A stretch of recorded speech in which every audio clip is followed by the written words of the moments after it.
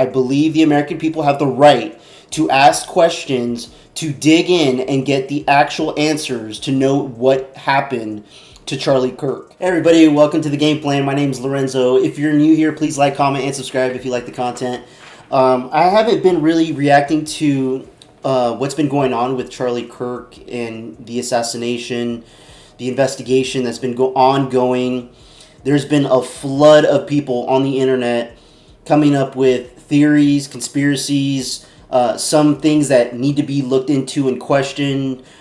I know there's some YouTubers out there that are getting amped up and crazy about, hey, we gotta let the FBI do their job, investigate this, and let the public know what, all the details that are coming out as they know.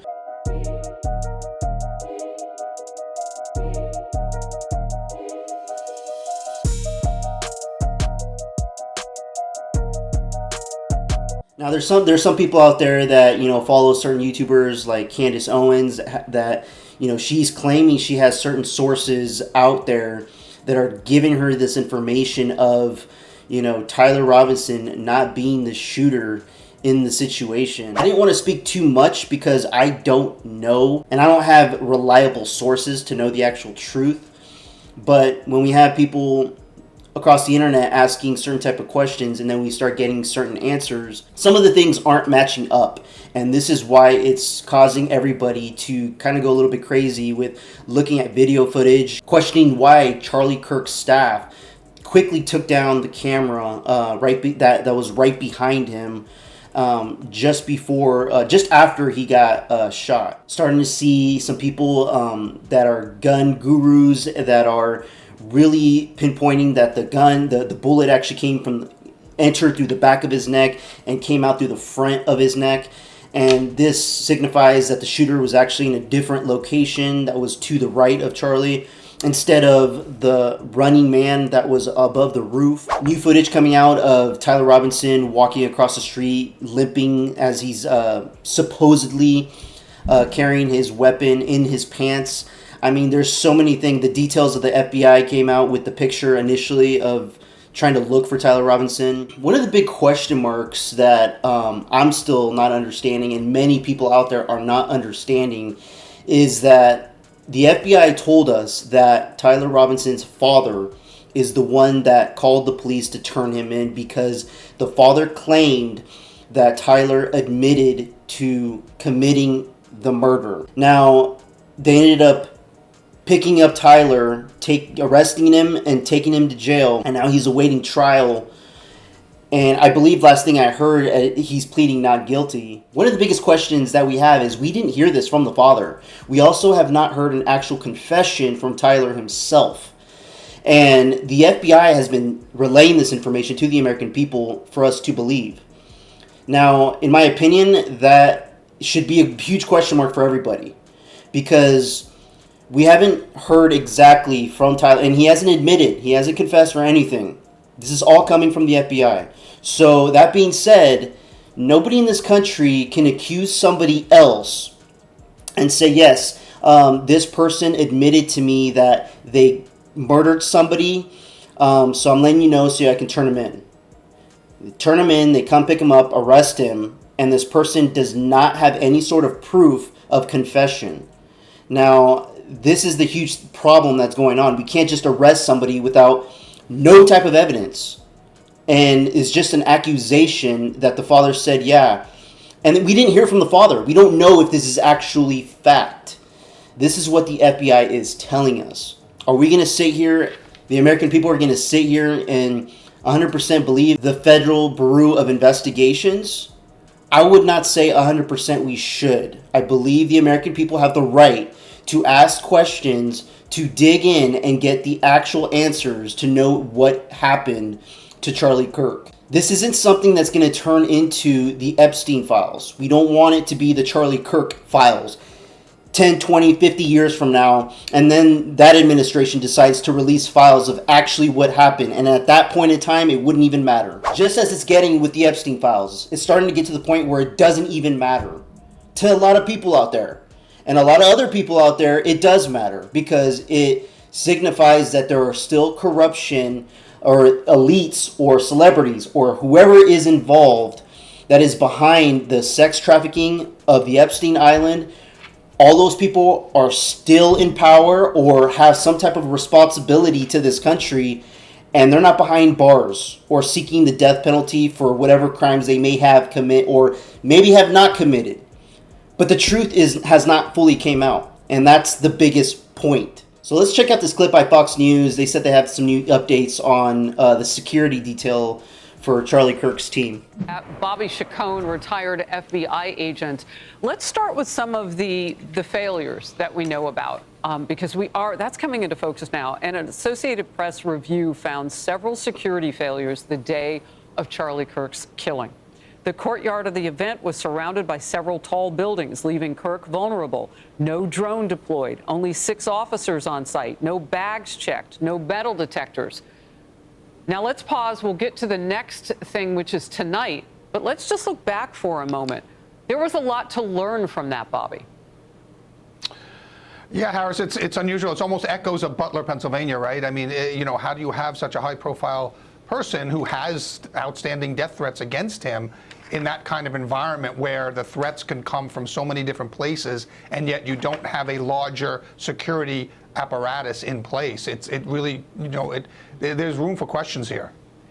It's interesting because part of piecing together this case, I would think, both for the investigation and then for what happens inside the courtroom, obviously, you've got to take a look at where maybe the situation was porous, because that's what you're talking about. And the suspected assassin, in this regard, would have to know what about all of that, or was there just kind of this overall effect? Well, it's a college campus. It probably doesn't have these things. It might not be that hard. Yeah, well, one of the things is that the way Charlie liked to conduct these things is very, very, face-to-face, really in-person contact. The people are right up close to him. And so, he did like to get out among the people, and that always presents that kind of additional danger. But at the same time, there are not, you don't have to have the level of a presidential security, but there could be somewhere in between. You could, put people on rooftops. I mean, rooftops are now what we're seeing more and more used for these type of situations. So maybe, just a few officers on rooftops nearby is enough to kind of stave off, an attempt like that. Look, let's put that back up on the screen. My team had put it up at the event tonight. So there will be campus police working with local, state, federal partners. And I wanted to compare the past to the present now, because look at the longer list now of things that are being put into place. All attendees must pass through metal detectors, backpacks, larger bags prohibited, security searches of small purses, concealed carry permits for anyone with a firearm, no outside signs, no re-entry. What does that tell you? Well, I mean, it tells me that they realize that there's still an outstanding threat out there to people in Charlie's movement. They wouldn't be doing this if there wasn't, outstanding threats against Charlie's legacy. And so I think now they're thinking, unfortunately, after the fact, they're thinking we need better protection because there's a lot of pushback, violent pushback on people that are speaking up their minds like Charlie was. Do you want to see this across campuses across the country? And what we're hoping in Charlie's legacy is that these conversations and these events continue to happen. So is this the new normal in terms of prep? Yeah, unfortunately, that's the unfortunate part. Charlie himself might have not wanted all of this. He wanted that personal interaction. He wanted people to feel like they could come and show up and have these conversations without it being an armed camp.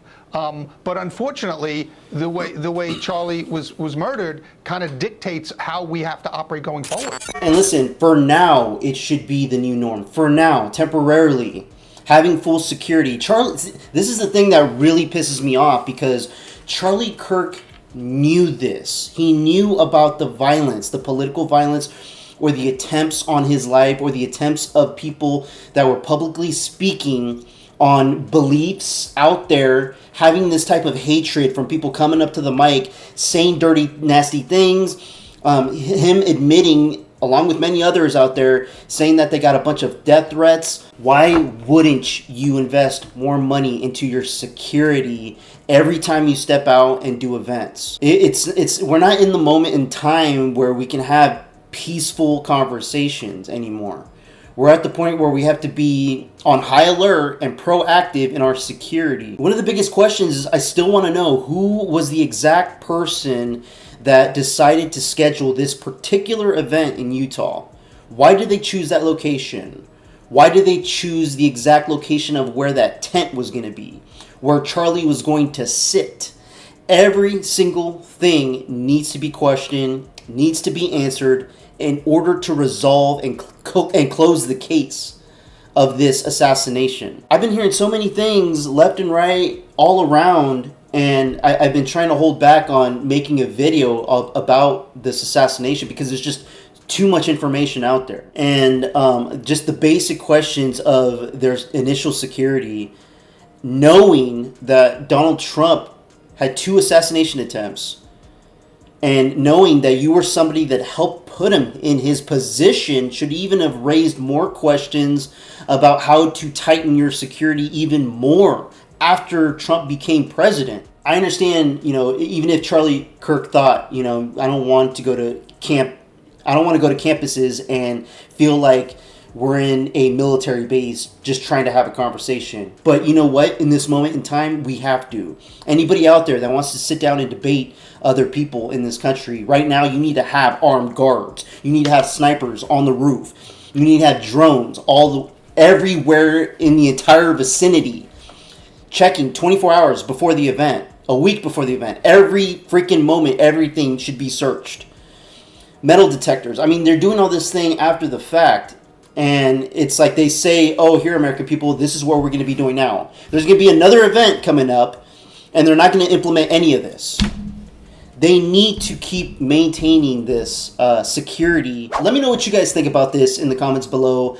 I know there's a lot of you out there that have so many other questions, too, about what is going on with the investigation. Is the FBI telling us the truth? Are they lying? Is Candace Owens telling the truth? Is she lying? I mean, we have some other... The only reason I'm inclined more to believe Candace Owens is because she was very close to Charlie Kirk. I mean, I followed her and Charlie Kirk back in the day for the past few years, and listening to so many different, people that have been on the rise trying to boost the Republican Party and the conservative movement. And I kind of know most of the key players in the movement at this point. And their security needs to be amped up. I mean, PBD just made a video the other day talking about how he had to invest a couple $1 million into his security because the FBI contacted him and told him that he is on a list of about 50 plus people that may have targets on them. And so they need to beef up their security. And it sucks that we have that in this moment in time, but we just need to hope that the FBI is doing their jobs into finding these criminals out there. And for any of you out there that are against, what the FBI is doing, they just need to close the case and, okay, Charlie's gone.